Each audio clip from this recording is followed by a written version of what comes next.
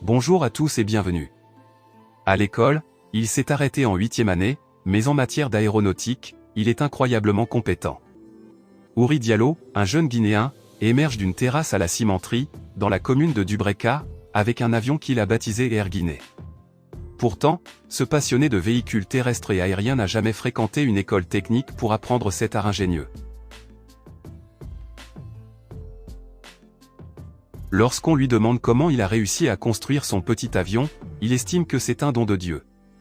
Mais bien avant de commencer, si tu es nouveau sur la chaîne, n'oubliez pas de vous abonner et d'activer la cloche de notification pour être informé de nos prochaines vidéos. C'est parti. Après avoir échangé brièvement avec Otia Ouri Diallo au téléphone ce lundi matin, le 8 mai 2023, nous nous sommes rendus à la cimenterie, un quartier situé en périphérie de Conakry, dans la commune de Dubreka. Une fois arrivé sur place, le jeune homme, accompagné d'un de ses amis, nous a emmenés dans une concession où il a construit son Airbus. Quelques instants plus tard, il a apporté Air Guinée en pièces détachées, assisté de 2 amis.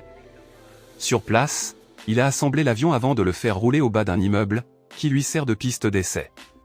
Otia Ouri Diallo, âgé de 21 ans, explique depuis quand et comment il a conçu son avion. J'ai commencé à réaliser ce genre de choses depuis mon enfance, mais c'est à partir de 2015 que j'ai commencé à fabriquer des avions, dont un avion de guerre d'ailleurs. Petit à petit, j'ai construit des avions de plus grande envergure, notamment des Airbus. J'ai utilisé de nombreuses tôles pour cet avion, ainsi que des bobines pour la communication et le moteur. Sans ces batteries, l'avion ne peut pas rouler, car il n'a pas de moteur.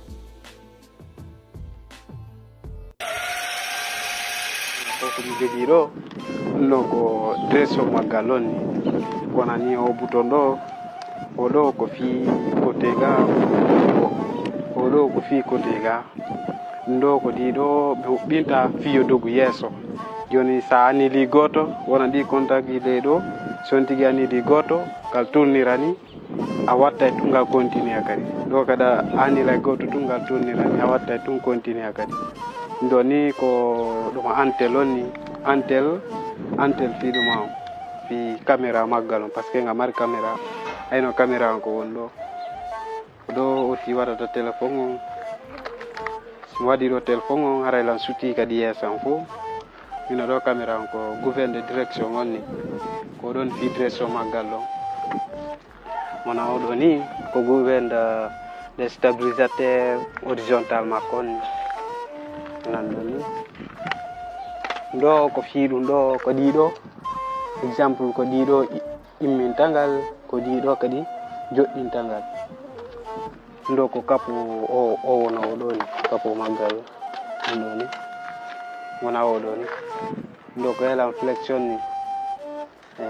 ndoni nyoboto singayi ha on tigi fala nyobba ngani ndo ko réacteur ko dido di fandi sera ko dido ndo réacteur janidi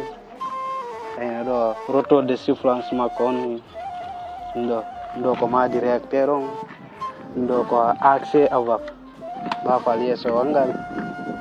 do ko do radar woni ko do appareil on fayda dumani do radar on ndo ko pinon jeden train d'atterrissage avant woni de lega ko train d'atterrissage arrière pino je bawo jere ndo ko ampul jidi ampul yeso jiri ayna kadi ga fil jiri ayna filon installation magalon pop no do eyi amba ga bono ga ay do ko do battery wonta ina battery on ko wonta do kadi ko kapo do joni do kombo to don o kaporo wana ni antelo ko dum antelo na de télécommande wana ni sime bi télécommande are ko distance o tiare ko do contact o antelo ena modo ndo ko pano solaire jereni ndo pano jere kande sarda to wana ni ko bi yaltiniri ko nange ni singa dogude ara yite gono natude kadi no nga sarjude nga batterie jere kan no gollude kadi ndo fop ndo ko porta yo fi tumawi ko ni réacteur jiri ko do sipani ko do tiregirta ni ara nan oti na bonne few do ko ba fu ko ni eyni ene ɗo ɗuma jiɗi ɗo to de sufflance jiɗi eyna ɗi ɗo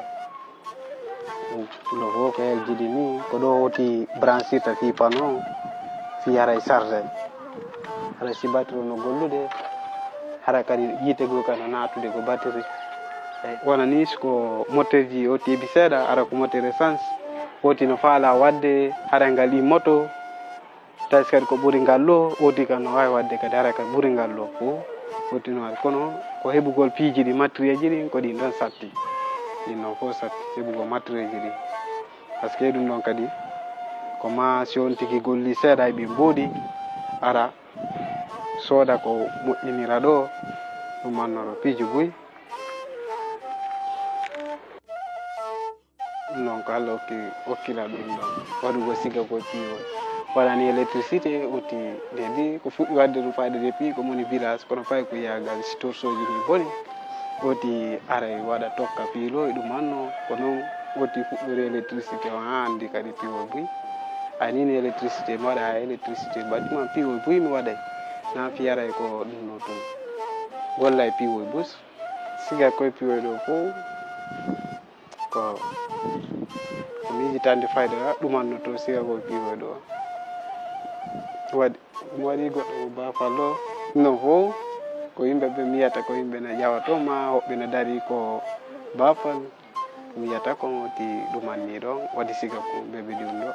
darni kon ɗon yimɓe boyi landotolan simi yeeyay kono min mi ala yeyde taw par ce que ko mi moƴƴinen ɗo ko fii publicité mi holla jama woti no wadde siga ɗum ɗo mi ɗaɓɓa soutenance ko wallitolam mi heɓa siga ɗe golle ɗo mo boyi mi waɗa noon lam faala noon mi waɗa are ko yeeyete kono ko espace ko ɗe ko mi waɗa ko ɗo woni ala ko espace ko mi waɗa ko ɗo woni ala hano piwo bi moƴƴina goɗɗe mi yeeya goɗɗe mi mara kono ko ɗum ɗon ni woti ala taw ɗum ɗo haqqila no nangi o par ce que ene heeɓi komi fuɗɗi par ce que ɗum ko tebi pay ko yiyaga fayda 2015 oti fayda fuɗɗi ɗum kono nangal ɗo on juste ko ɗuma o yawi o to sukoy ni oti yaari ɗum yarata noon kono mi famiri piiji goo mi famiri installation ji goo mi faami on no kadi fornirte no mi yarata noon ha oti moƴƴini seeɗa ha moƴƴini jeeɗo hay goto ko moƴƴinta fof premier avion ɗum ɗon ko hélicoptère avion de guerre ti waɗɗi ɗum ɗon ha fiyara yi oti ko métier mum waɗi ha fiyara oti ko métier mum waɗi ñande o ñande fayda solution gono wodi no mone moƴƴinide noon tawno ko goto mi fuɗɗino ara ngal ɗo mi gayni no neeɓi kono mone moƴƴini ko tosukoy mi yaari mi jandina wonde simi moƴƴini ngal ɗo ni wona ngal ɗo ni simi heeɓini moteur ji janni ma ɗuma moteur ji marɗi doole wodi ara e change ɗi moteur ji ɗo ɓeyda janɗina jandinira fino ɗumanno tosukoy ko fof ko noon mi warri mi ƴetta moteur koye ɗa simi mi ɓeydita wiyowal ngal mi waɗa piwol buy to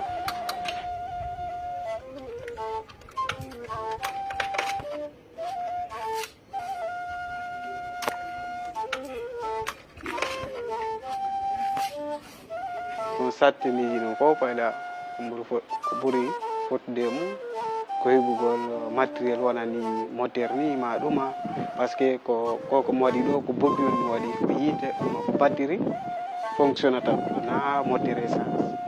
ede kasi ko moteur essence woti heɓu marno ɗon waɗa ɗum piɗon no simi heeɓi moteur essence on haɗa hande kadi woti wawi andugol no yimɓinirta noon waɗa piwo buy kono ko batterie o tone wadde donc yogol ha ko batterie on décharge o ɗumano ɗano siko essence ɗon kadi yahan ko essence on décharge o ɗumano kono hara on tigui no andi ɗum ɗon kadi combien de litre ga consommata fof